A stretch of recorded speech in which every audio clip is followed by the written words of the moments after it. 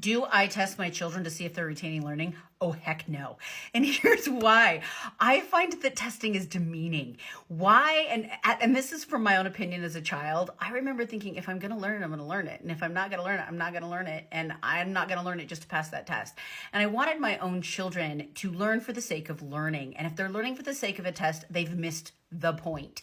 So we don't test. Now, they do have to show that they know their work. For example, on math, their assignments have to be above 90% or they repeat, and they keep doing it and they keep doing it until they're hitting those 90% levels in math. When we study together as a family or we're learning, we do it until they understand concepts, but we don't do it to grades.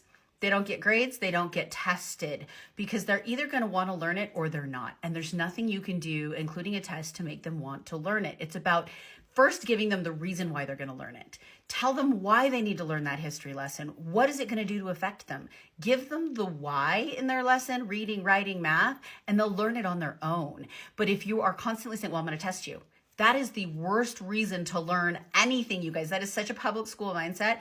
And one of the reasons our children are failing so badly in school, because we don't teach to a test. We don't make sure they got what we wanted them to get, but instead we sit down and we discuss it with them. We have the discussion. Did you understand it? Maybe we can learn it together. Forget about tests. Forget about giving them a grade. Forget about waiting to let them move forward until they've been tested out. Guys, tests are the worst way and the fastest way to ruin education. Follow for more.